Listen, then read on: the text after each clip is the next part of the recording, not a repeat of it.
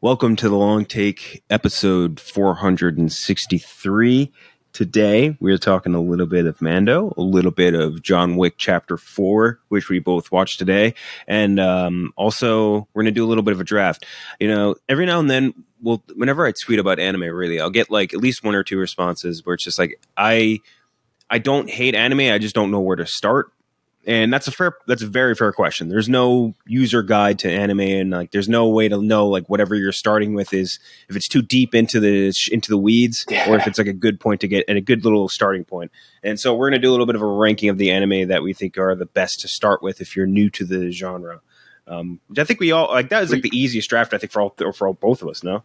Yeah, no, and it's like every now and then we gotta go back to our roots, especially when Jeffrey's away and Chris is away. Like we got to weave out a little bit. Exactly. I think the very first draft we did on Long Take was anime characters, right? Yeah, it was. And at that point, I hadn't watched one of the shows all the way through, and now I have, and I might have to draft it before you.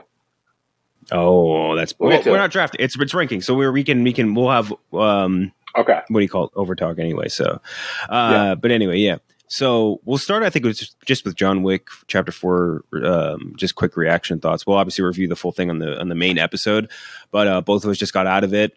All the film heads were bitching that it was a 2.5 hour movie. I thought it rocked. It rocked my fucking world. I thought it was the second best John Wick movie, only to the first one. Some of the cool, like every single time with John Wick, and this has happened in every single movie, I'm like, how... Like, they can't just do the same thing again. Like, how are they going to invent a new way to show me action that's still going to be badass? They do it every goddamn time. Chad Stahelski delivers and gives you like just an entirely different way. It shoots an entirely different type of action you've never seen in your entire life. Just fucking awesome. Yeah, I'm thinking 5 stars. Dude. Dialogue probably the worst part of this movie, but yeah. Yeah, but that's not what it's going for. Like exactly, it's not a big deal.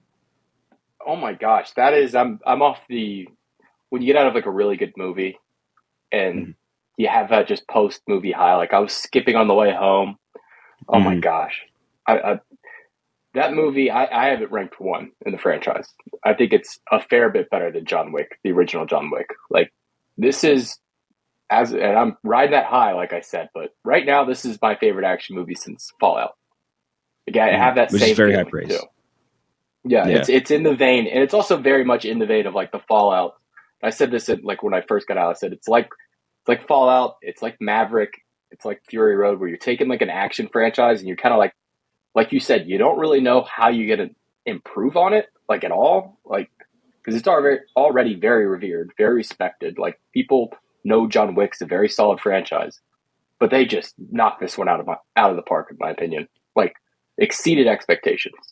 It reminds me of almost. Do you remember with the Bourne franchise? Like the Bourne franchise, like the first time that they showed you that style of action, like the Doug Liman sort of shaky cam shit, like that was unbelievable. Then they really didn't do a ton to improve on that in any of the following movies. Like I feel like they found a new way to give you action every single movie. It's crazy. Dude, I can't wait to talk about like some of the sets and some of the like way especially the way they shot it, the different kind of ways they engage in combat, like Bill Skarsgård, Donnie Yen. Like I can't wait to talk about this stuff on Monday. I cannot wait. I know the new characters, like all the new actors will have rocked. legs. This movie's going to have massive legs. This is going to have really strong word of mouth. Yeah.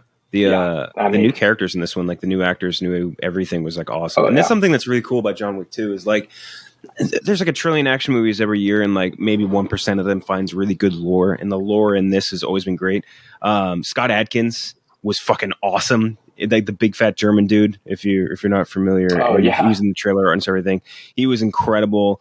Shamir Anderson, really cool. I don't think he even has a name in that. Sonata, amazing. No, it's very similar to. Well, actually, we'll just wait till Monday to talk about it because I don't want to give anything away. But gosh. Yeah, that character ruled. And then Rina Sawayama, who played the daughter of Hiroyuki Sanada, was fucking awesome too. She killed it. Is she a K-pop star or what? Was she? She's a British singer, songwriter, actress, and model. Okay. Which is insane. Now I feel a little problematic thinking she was a K-pop star, but I also saw like one of my favorite performances last year was from a K-pop star in Broker. So take it as a compliment.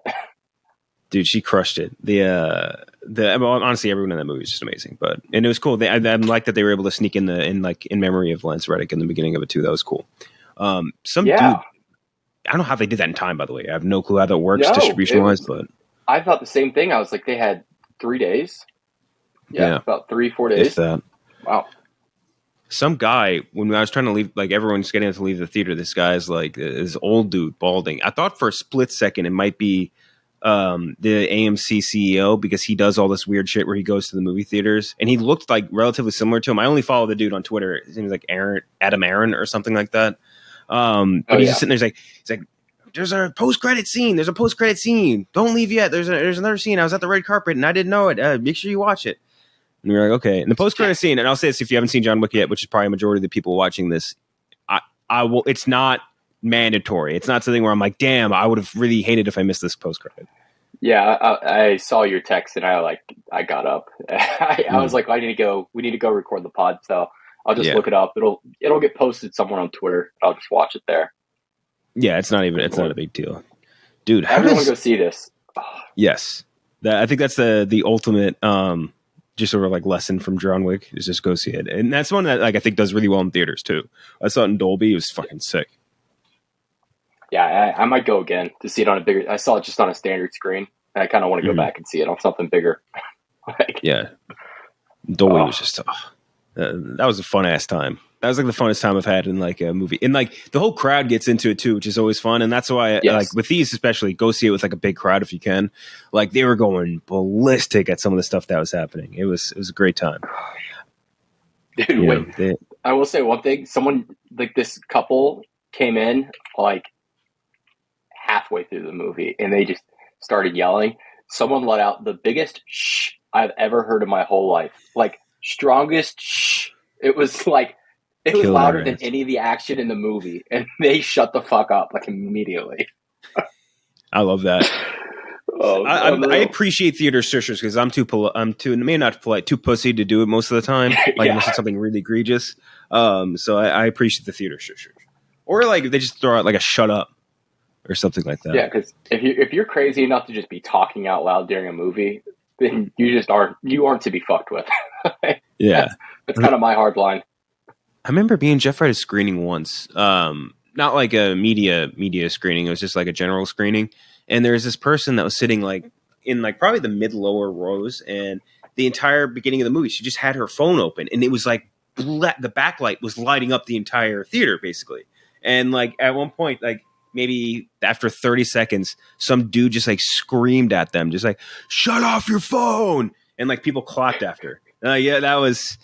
There's something like that theater camaraderie that I just love. I still love that classic video of like it was what was it for The Force Awakens? Someone was like trying to record the screen. They had their flash on, and like right before the horns come in, someone goes, "Turn off your fucking flash, moron!" Yep. And then immediately it just hits. Like it was like perfect timing too, because it hit the Star Wars like trumpet right then. That was incredible. Speaking of, actually, Mandalorian. We can give our reaction on that too. We are episode 4. Carl Weathers directed it. This one, it's tough to say. It's like I think it's probably my favorite of the season so far. Actually, the more I'm thinking about it, I really, really liked it. Some awesome action in it, but also more importantly, the return of Ahmad Best, who was the mocap and voice of Jar Jar Binks, who had his life post Star Wars kind of sucked because people kind of like a lot of people obviously had frustrations with the entire prequel trilogy, and I feel like Jar Jar was just like the nexus point. Like he was just like the filter that all hatred of the prequel trilogies like went through. So like no matter what the problem was, everything was just like, oh yeah, remember fucking Jar Jar? Like whatever. There's legitimate gripes with the movie that could be had that don't involve him, and it just all went through him for whatever reason. He obviously he took it very personally, as I think any actor would, and like he almost killed himself. He almost jumped off like the Brooklyn Bridge or something, and then he ended up not doing it, obviously. And then he made a return to Disney. He did this Jedi Temple Challenge and all this stuff. Really inspirational story he is, and then he gets to return in person as Kalaran Beck, who is the character he plays in Jedi Temple Challenge, which is the kids show on Disney Plus. It was a great moment. It was awesome. Yeah, I mean, like, you can hate the Jar Jar character, but as an actor, I mean, kind of a pioneer. Like that form of acting, that mocap form of acting, was relatively uncharted territory that George Lucas was stepping in. And I mean, he did as best as he could. I mean, the character is pretty stupid. I still think Jar Jar's a stupid character, but blaming him, that's fault, like, but yeah. Yeah. I mean, that was great, and that was such a good flashback. Like, that's like a play the hits. Like, anytime you want to play the hits, play Order 66. Like, it works every single time. Order 66, man. It plays no matter what. Like, they could like spend like an egregious amount of time in flashbacks in Order 66 and they'll always do it. I actually just because the follow up to Fallen Order is coming out, I just rebought it on PlayStation. I was playing it a minute ago.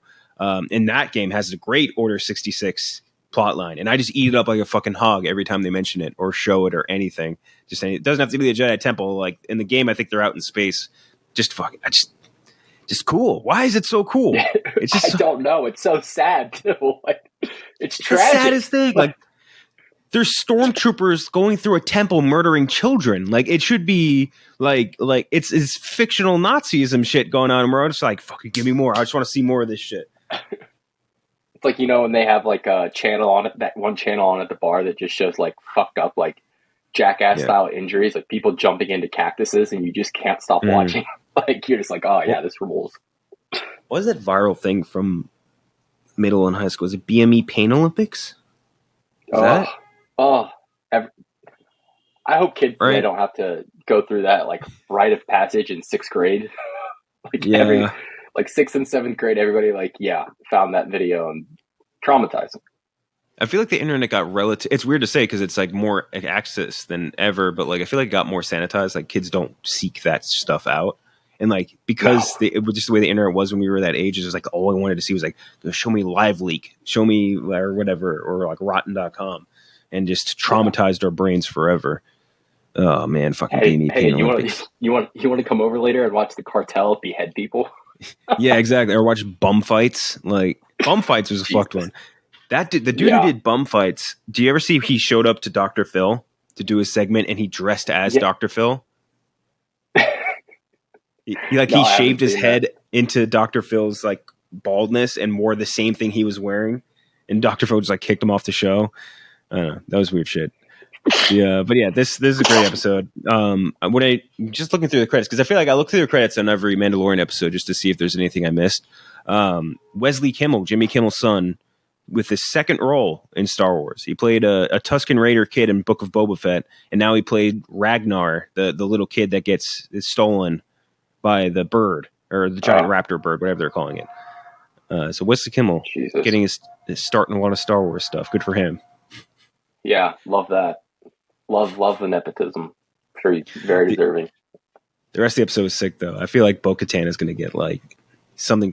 I don't know. There's something cooking, obviously, there. Like, I just can't wait to see what they got for her. I can't decide if she's. I don't know what she's planning. She's planning something. It's almost very like Game of Thrones, like political chess moving at this point with her, like her storyline. Yeah. Like, I think. Do you think she needs an army? Do you think she wants the? Yeah. Do you think she wants the saber? Do you think she's gonna? Try and get it. Yeah. I think like she really just wants the army to take back Mandalore, and like that scene, like they spent a lot of time showing her watching them all train, and like I feel like that was like her being like, oh, I could have a free army to go take back the whole planet. Which, by the way, Mandalore sucks, man. Like, you don't get to go back there. The place is a fucking dump. It's like you're living in like a zit on a planet, and like you have to fight off these giant ape creatures and rebuild your entire civilization from scratch when you just live anywhere else. Or just live on, like, what's the planet that she's like Carcadian or Fuck, it's like a moon, something right? Like that. Yeah, they live on all the moons that surround Mandalore. Like, those ones seem better. But yeah, sick episode. Really, really dug it. The jetpacks were awesome. Like that flying sequence, so sick. Mm-hmm. Oh my gosh, super satisfying. Can you explain this to me? What does the mythosaur actually do? Like, is it just like the equivalent of having a dragon in Game of Thrones? Like, is that the comp for it? I think in this world it's going to be, because like people don't believe it exists, or at least they don't think it exists anymore. But like that's something I think I introduced in the Star Wars like animated, like what the fuck's that animated thing called? They made like an animated version, and it was Boba Fett riding the mythosaur and holding that gun, the disintegrator gun, the one that like obviously Mando uses in the first season. But I'm curious that the dragons might end up being a good comp because like she was acting as if it was a Vision, the founder or the forger lady. So I don't know, maybe. Yeah, I'm excited to see that. I'm a little confused there. Also, yeah, Vizsla, is he like from the same like Vizsla clan? Yeah, like lineage. Yep. Is like okay, that's what I figured. Yes. He seems like kind of a fucking idiot compared to whoever his Pre-Vizsla was definitely more brains, and Paz Vizsla is more brawn. Which is I was gonna say they had Favreau voice Paz Vizsla in the first season, and then they switched him to I don't know if you remember that. There's this guy, like there's a lot of like actors out there that just play goons. This guy, I don't remember his name, but he's a great goon actor. He was in the first episode of Mandalorian. He's like the leader in the opening 5 minutes or whatever. He's the dude like harassing at the bar. The guy at the bar, the dude with the beard. He's just a big ass beard. I think I remember him. Yeah, now they replaced it with him. Great goon actor. He's in like so many different. He's a goon in so many great different shows. Like I think he was in the John Wick franchise like as well. Maybe in 2 of them actually. Does he have a gay brother too? The goon guy? This is a goon joke. Oh, Goon. All right. Yeah. It did that one. Starring Sean William Scott. Been a long day. Yeah, and with Jay Baruchel. Jay Baruchel and Liev Schreiber was Ross Rea or something like that, right? Yeah. That's a good ass movie. Second one, not so much, but that was a good the first one. I remember I posted a few weeks ago. It was like, what actor would you want to see have Frasier or like a Frasier or Kiwi Kwan type comeback? Got a lot of Sean William Scott responses. That would be Sean William Scott in a dramatic role. Like, I don't know. He has like a cool, sharp look to him. A sharp edge. His face I feel like is so angular. Yeah, he's. What could he do though? You know what I mean? Because like I could see him doing like an action franchise. Yeah, he's so one-dimensionally associated with comedy is the problem. Like Frasier was never like he was a little all over the place. Like he was in comedies, but he's also in like I feel like different stuff too. Like Mummy's action movies. Back in action. It literally is action in the title. It might be harder for Sean William Scott. Although I wish I wouldn't hate it. That's all I'm saying. Yeah, he was great in I can't remember the most recent thing I've seen in him, but I think it might be the episode of It's Always Sunny where he plays Mac's cousin. Very funny episode. I don't know if you've ever seen that one. That was a hilarious episode. He's basically like Mac, but he's cooler than Mac in every way. And like, yes. Except I think he's gay. I forget. There's something that like made Mac hate him out of nowhere, if I remember right. Gayer than Mac? This is pre-Mac being out. Yeah. So anyway, that's Mando. Now we get to do our little starter anime ranking. I think we're both, I would assume, have the same number one.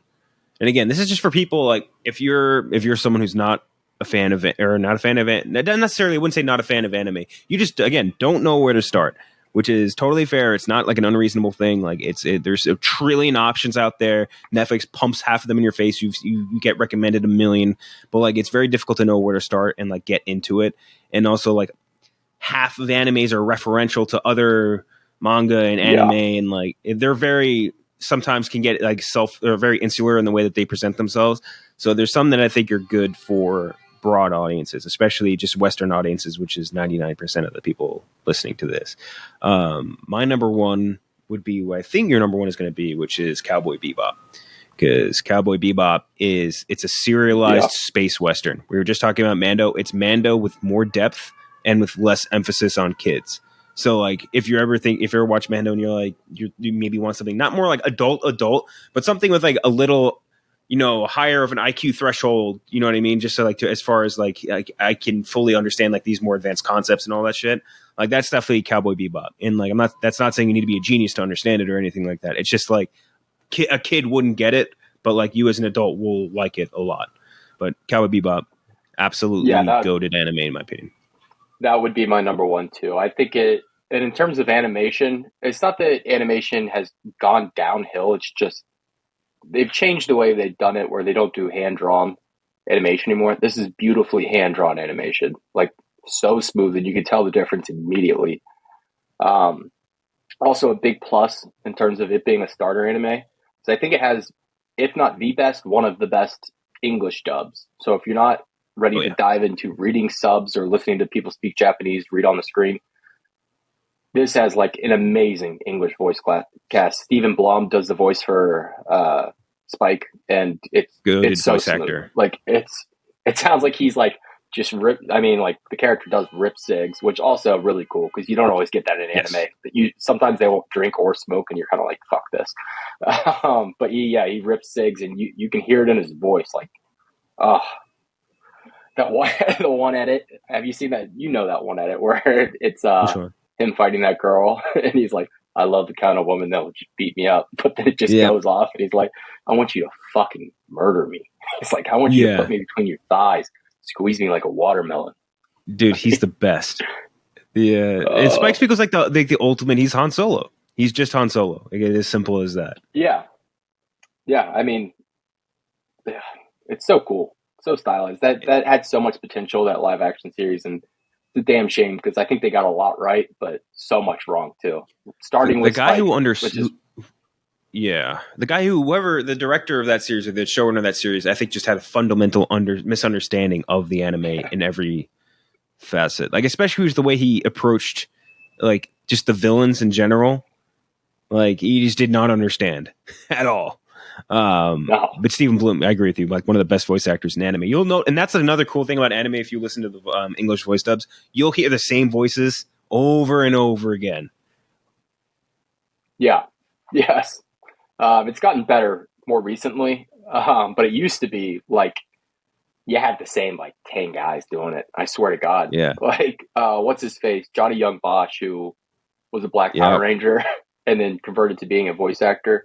He's done, like, in the early 2000s, he was like 3 of like the top 5 like main characters, like in 3 different shows. So funny. What's his name? Christopher Sabat, the guy who did Piccolo. He done like a million of them. Yes. He did Vegeta too, right? He did 2 characters in Dragon Ball. Yeah. Yeah, and well, one of the dubs had a different voice actor. Yeah.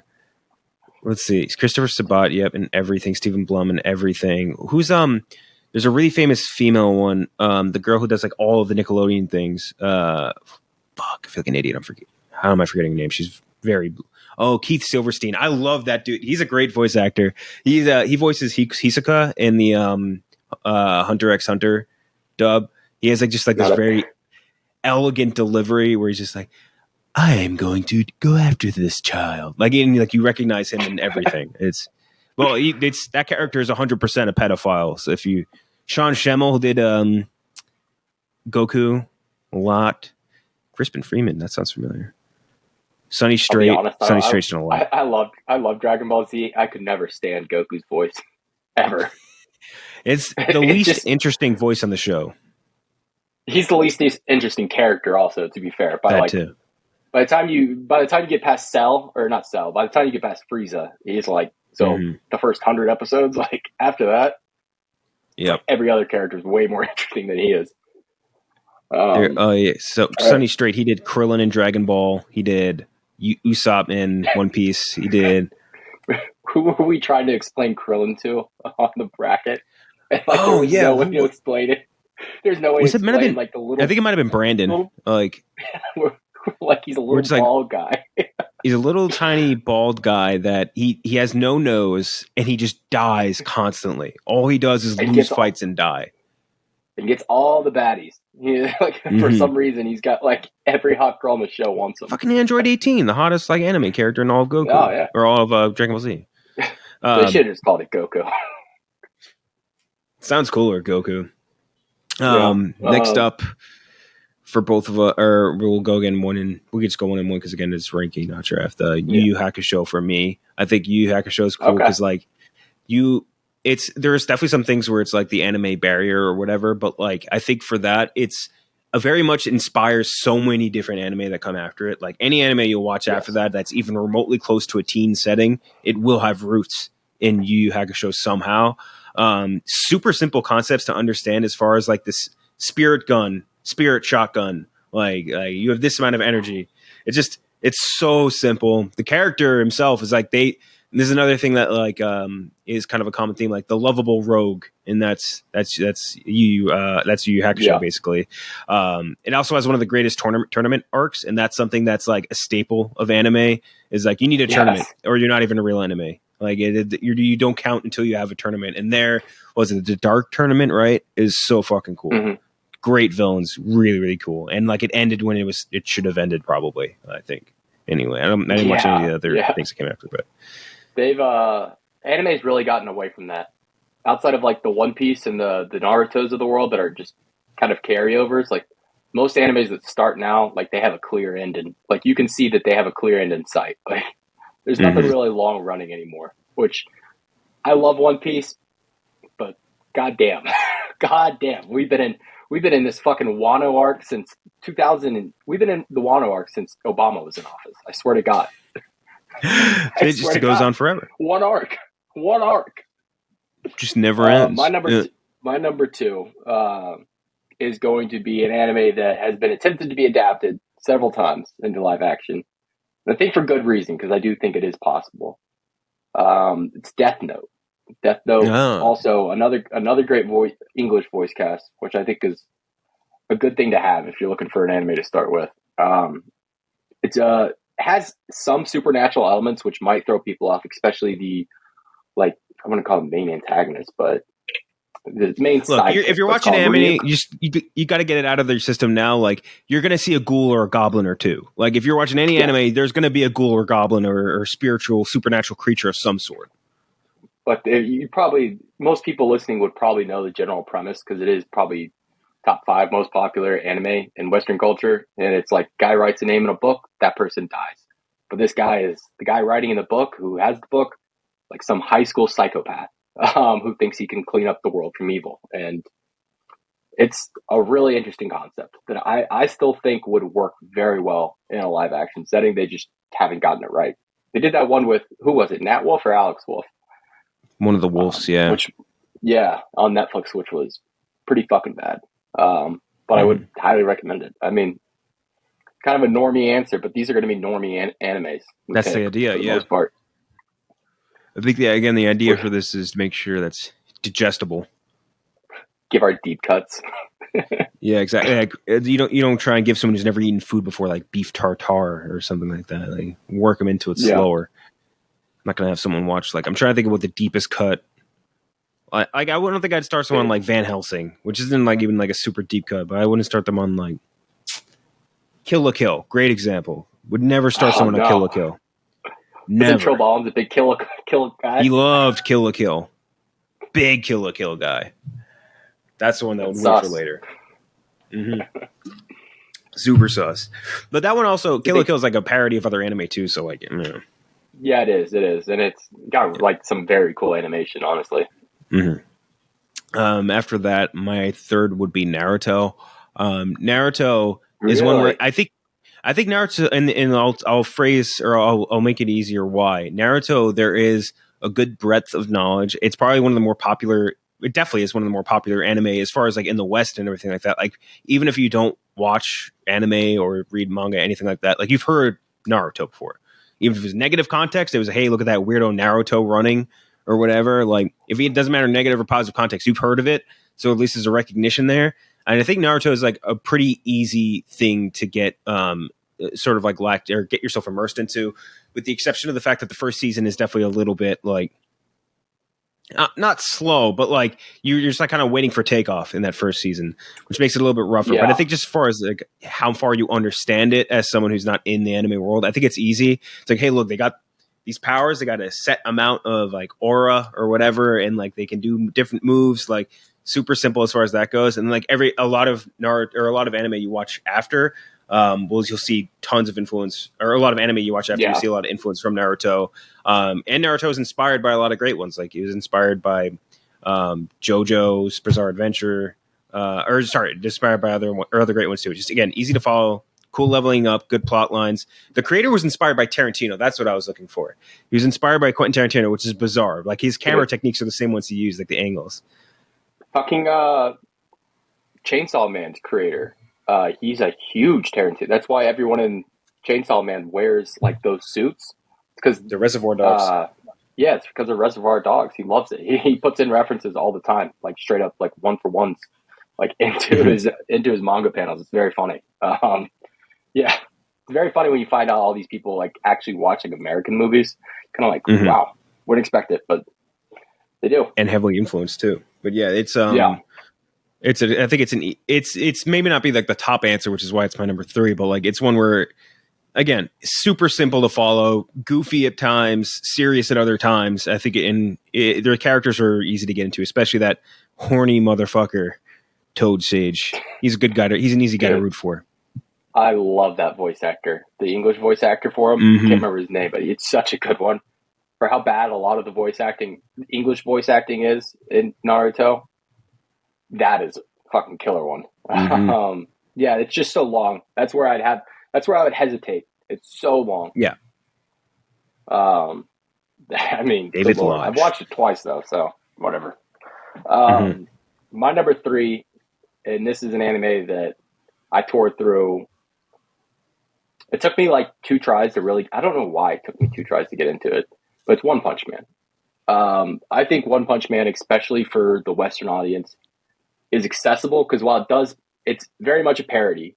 It does parodize like a lot of shonen anime, but it's also parodizing Western comic book movies, superhero movies. Very much so. Yeah, it's making fun of superhero movies in a lot of ways. Like, so if you like The Boys or Invincible, which I'm sure most of our listeners like one or both of them, you will very much enjoy One Punch Man because it's just hilarious. Like, it's hilarious, and the fights are fucking awesome when they do happen. I know that's my next pick too. Steps in. Yeah, until good old Saitama steps in, then it's just like, whatever, it's over. Him and Genos is so cool, and like that's another one where like they, like you're saying, like a lot of satire of the anime genre, but also like they'll do things like they'll make fun of like the shit you'll see in superhero movies, like almost like in the way that, like, you know how like in Austin Powers it's like Dr. Evil being like, and I need to explain to you my entire plan before I kill you, because that's what evil villains do. Like they do shit like that in One Punch Man, like deliberately, and like just the actual general concept of it, just a superhero that is too strong and is bored by a result, is very funny. Like, it's a cool idea. Just like, he's like depressed, like he's legitimately depressed. He's like Dr. Manhattan if Dr. Manhattan was really dumb, basically. Like, you know what I mean? Like, he's like Saitama is like a very dumb. He's not smart. Like, he's just extremely strong. Yeah, so stupid. It's so, and they never explain like how he got strong. Like, they kind of really don't explain it. Like, they do at some point. I don't know if they did it. I can't remember if they did it in the anime yet, or that's something I read in the manga. But for the most part, they're just like, he trained really hard.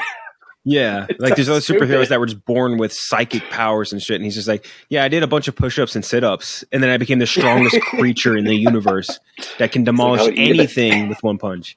It's hysterical. Like, are you eating bananas? Yeah.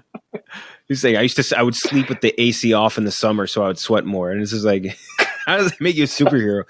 It's so stupid. His costume is dumb, and like, but like him not being able to navigate his popularity either, or like figure out how to make himself popular. Very, very funny anime. And just one again, that's like, I think initially, like if you asked me like a year ago, I would have said like, oh, that's not really for people who aren't into anime because it does so much work making fun of like the shonen and shit like that. But like you're saying, I think the more I watch it, the more I see myself laughing at things, not because they reference anime, but because it's like making fun of Marvel heroes or anything, literally anything else that we've seen a million times. It makes fun of, you can tell they watch a lot of Marvel movies. Like, you can tell. Because like there's just some like very, very direct, like kind of making fun of the dialogue in Marvel movies too. What's your next one? I don't know, just thinking that. I actually, between two, there's one I want to pick at 5, which is a little deeper cut, but I do want to include it. But here I'm going to go Full Metal Alchemist, Brotherhood. The Brotherhood, they did 2 different adaptations. I think both of them both of them are very good in my opinion. I actually do think the other one, like the Full Metal Alchemist adaptation, is good, but Brotherhood is a little tighter. It just flows a little better. It's 50 episodes, which is nice because like if you can get an anime, especially in that, like when it came out, nobody was doing that. And they wrapped it up nice and neat, clean storylines, great side characters, great villains. It like has a very cool lore to it. The powers are somewhat a little deep cut, a little anime-ish, but also it's like alchemy, which I think is kind of more universal. Like they're using alchemy to like make stuff. And they all have like old school English names too. Yeah. So I think that's Elfric, right? Yeah. I don't think I've ever met anyone who didn't like it. May not be their favorite, but I don't think I've ever met anyone who doesn't like it. Oh, who's that? The one character with the daughter who's like obsessed with bragging about his daughter. That crushed me. Oh, dude, man. That's one of the most fucked up things I've ever seen. Like more fucked up than any like hereditary horror. Like, yeah. I saw that when I was like I think I was like 11 when I first saw it, 12, and I was like, what? Wait, what? I was like, wait, no. That was crushing. I was like screaming in my room. I haven't watched in a while. I'm just like trying to think of what like Roy Mustang, right? Was the main. Yeah, he does the dude head of the. The fire. Fuck, that was good. That was a really good pick. And then it just pans over to him. It's actually just such a cool shot too. Like, is it raining? Just pans to him. He's crying. Yeah. Oh. That was a really good one. I think that's a great pick. I think my last one, I think I'm going to go with Demon Slayer, which Demon Slayer that's one where they both, the dub and sub are really good, which makes it easier. Yeah. And I think it's the one where it's kind of hard to explain, but like, I think it's one where people will appreciate it, not just for the fact that like the actual story is really cool. It's just a kid trying to he becomes a demon slayer because demons attack and kill his family and turn his sister into a demon. It's like very easy to get into. Great movie that came out a couple years ago. Mugen Train was sick. The actual characters, great. Got some humor. Like every now and then they'll give you a couple punches. Every now and then it'll give you like a gut punch emotionally. And just really, really more than anything else, like a gorgeous anime. Beautiful. Absolutely. I was gonna say.